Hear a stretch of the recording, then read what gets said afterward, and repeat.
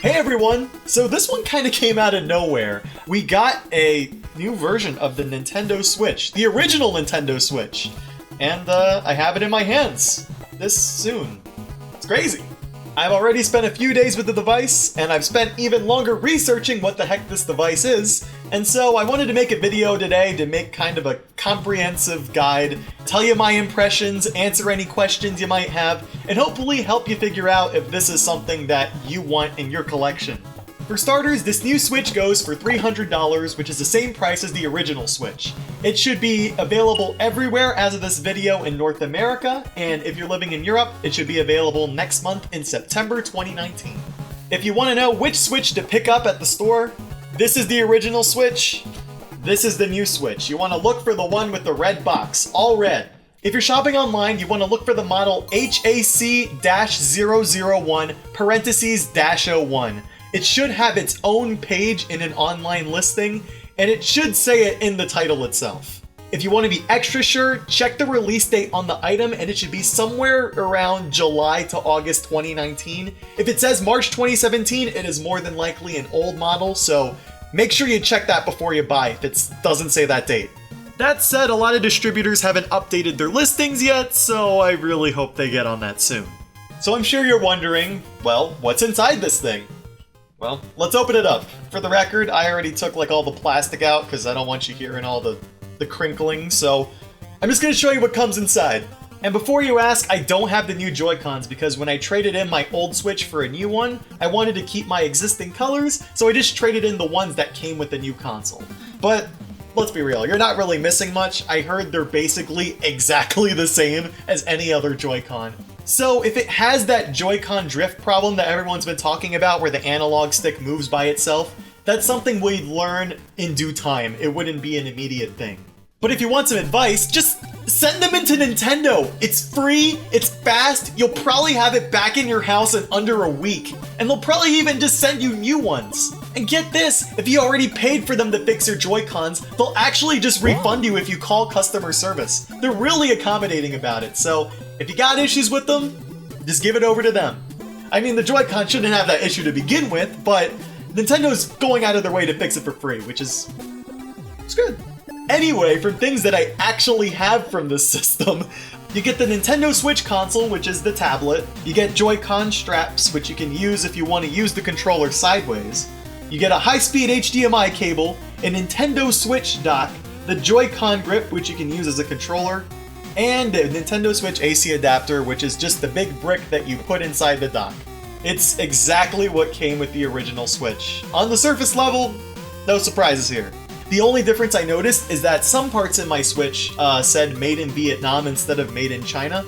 I actually know the answer to why. So for those who don't know, the US proposed some tariffs from Chinese imports. Basically, the tariff would go from 10% that it is currently for electronics to 25%, which means that, unfortunately, electronics made in China are going to have to be sold for a higher price when they make it over here.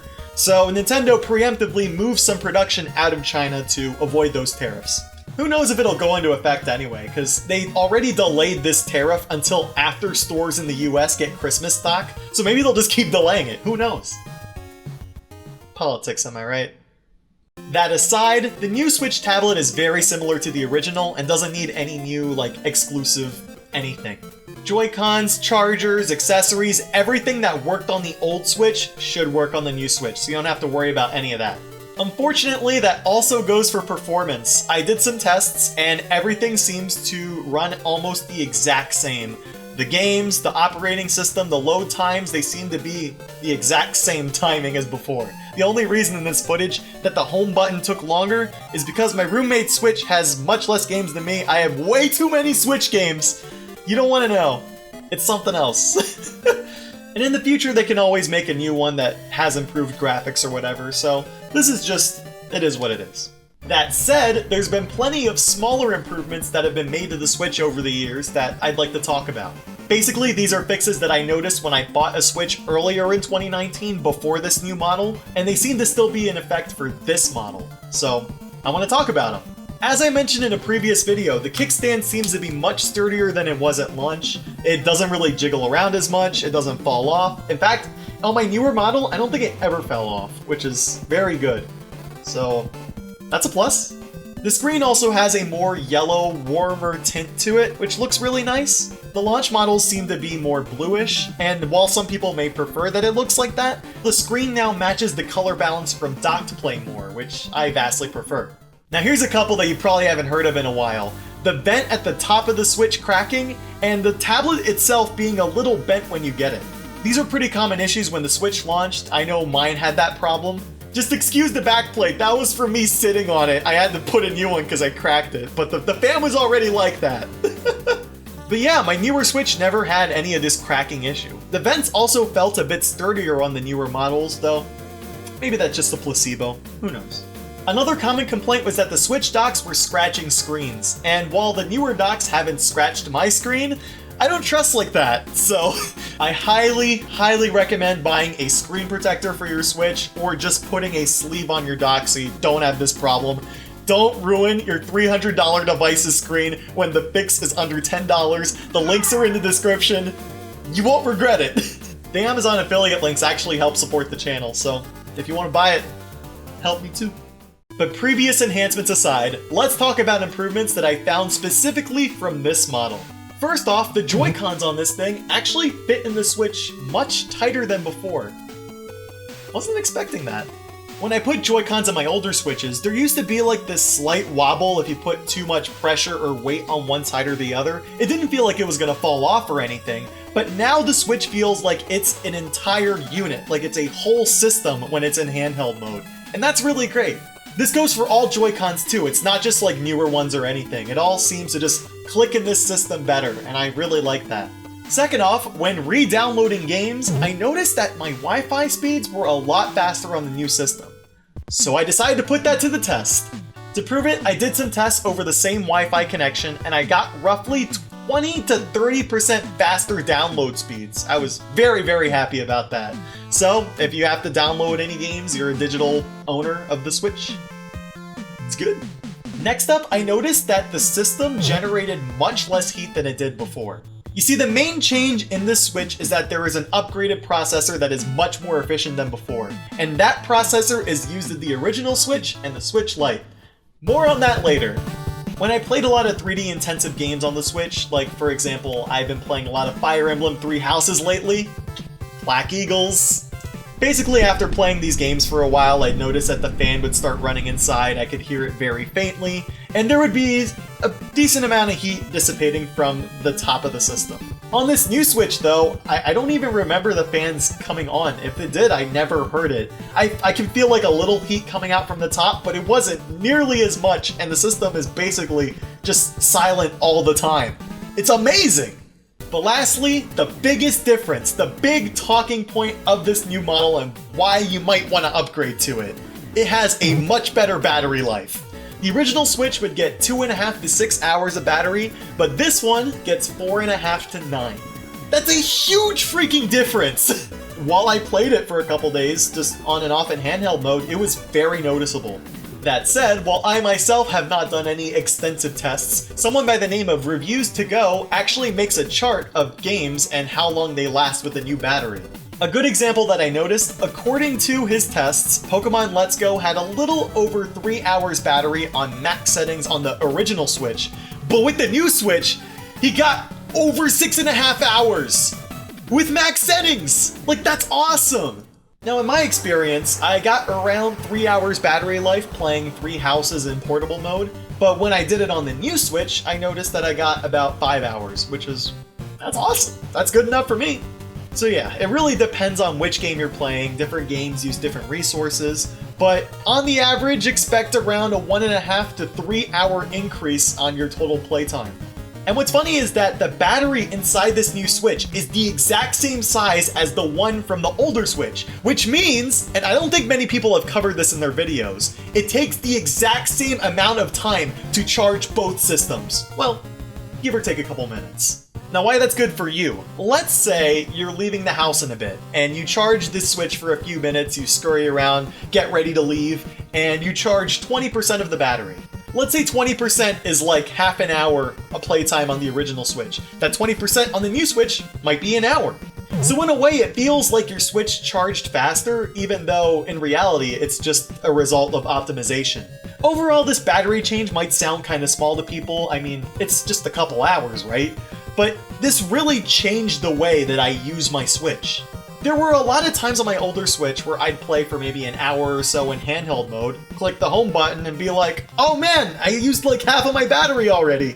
And seeing how fast my battery would drain made me hesitant to bring it to places when the battery was kinda low. And since sometimes I don't carry a bag around or have an external battery next to me, I just keep it here. And that's another thing. If you have this, you might not need to bring your external battery around as much if you want to play it on the go a lot. But the idea that I'm trying to get across here is that it makes the Switch feel more like it's the true next Nintendo portable, you know? And because of that, I feel like I'm gonna start playing my Switch a lot more since I'm not worrying about charging it all the time. I can just bring it wherever I want, keep it in my bag, and just have better access to it.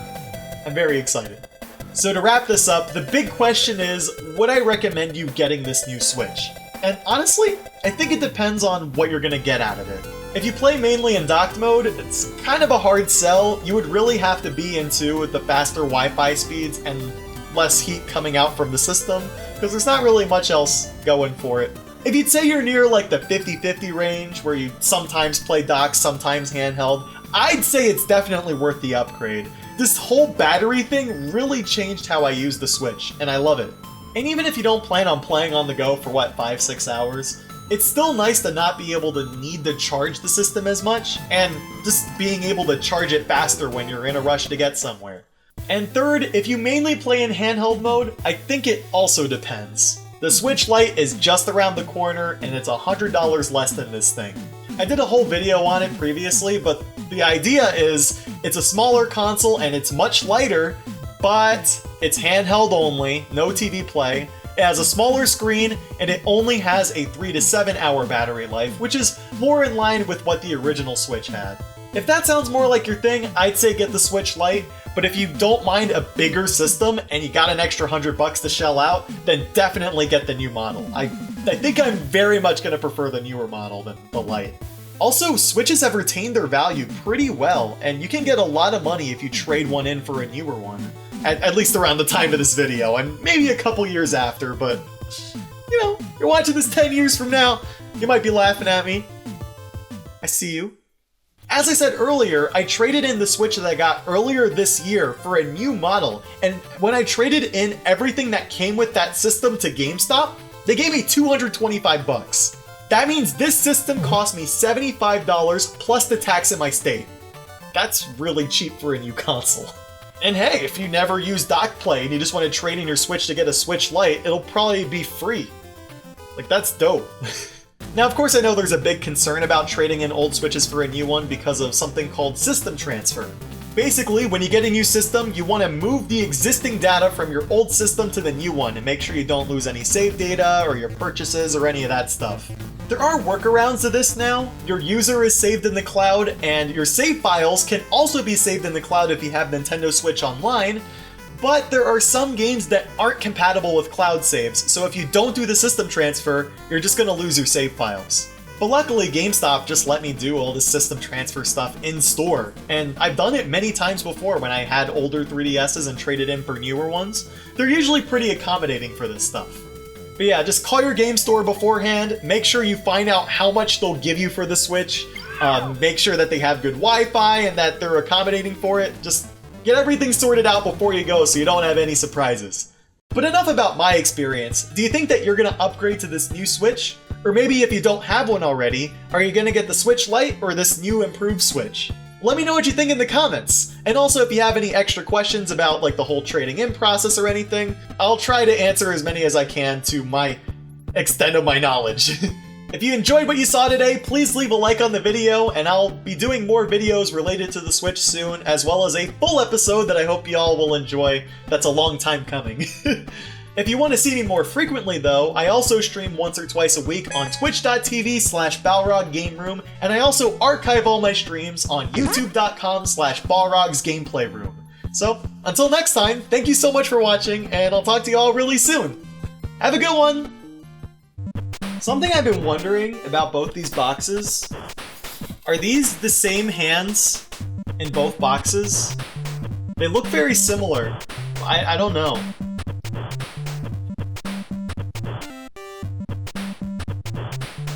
Out of all the questions I could have asked.